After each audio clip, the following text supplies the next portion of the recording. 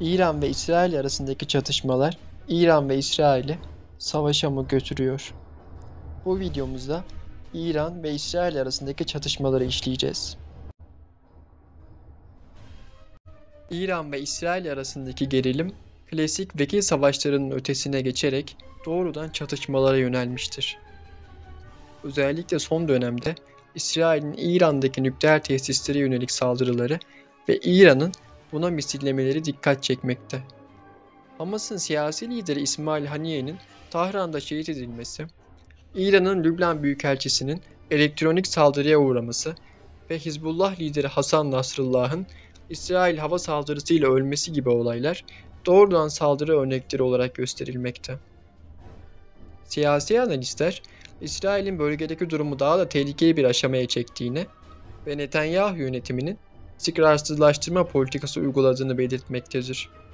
İsrail'in Gazze'de uyguladığı soykırımı bölge ülkelerine yayma politikası güttüğü görülmektedir.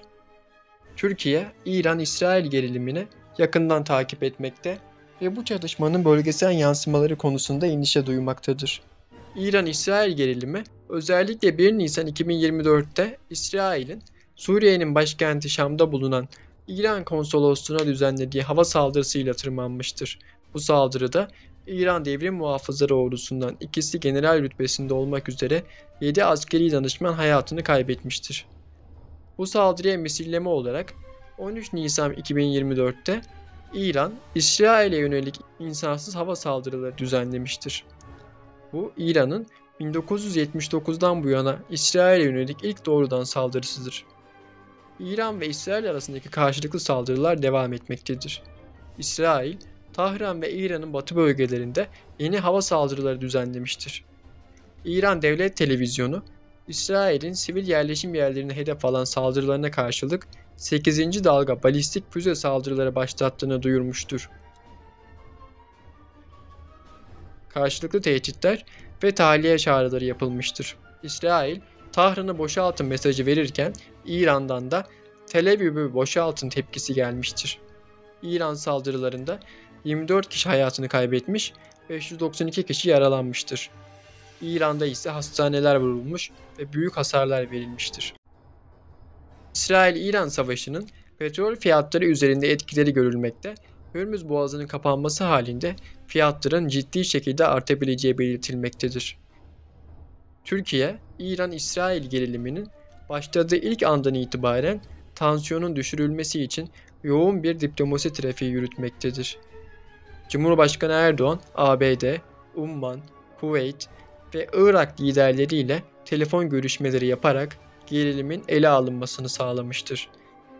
Türkiye, bölgenin nükleer silahlardan arındırılması çağrısı yapmakta ve bu mesajın hem İran'a hem de İsrail'e yönelik olduğu belirtilmektedir. Ankara'nın temel formülü İsrail'in soykırım ve saldırılarının durdurulması, İran'ın ise masaya dönmesidir. Türkiye, taraflara azami itidal çağrısı yapmakta ve çatışmaların daha fazla tırmanmasının önlenmesi için uluslararası hukuka uyulması gerektiğini vurgulamaktadır. İran ve İsrail arasındaki gerilim karşılıklı saldırılarla tırmanmaya devam ediyor. Bölgedeki durumun her geçen gün daha da kritik bir hal aldığı belirtiliyor. İran ve İsrail birbirlerine balistik füzelerle saldırılar düzenliyor. İran'da 224, İsrail'de ise 24 kişi hayatını kaybetti. İsrail ordusu İran'ın batısını hedef alan yeni hava saldırıları başlatıldığını duyurdu. İran'ın füze fırlatma rampalarının 1/3'ini imha ettiklerini açıkladılar. Tahran yakınlarındaki Parchin ve Natanz nükleer tesisleri de hedef alındı. Ancak İran hava savunma sistemleri saldırıları püskürttüğünü bildirdi. İran, İsrail'in sivil yerleşim yerlerine hedef alan saldırılarına karşılık olarak 8. dalga balistik füze saldırılarını başlattı. Tel Aviv başta olmak üzere bazı şehirlerin vurulduğu ve saldırının başarıyla sonuçlandığı İran Devrim Muhafızları tarafından açıklandı. İran'dan İsrail'e 13 Haziran'dan bu yana 370 balistik füze atıldığı ve 30 noktadan isabet olduğu belirtildi. Bölgedeki güvenlik endişeleri nedeniyle birçok hava yolu seferi iptal edildi. Bu durum özellikle İranlıların karayoluyla ülkelerine dönmesine neden oldu ve otogarlarda yoğunluk yaşandı.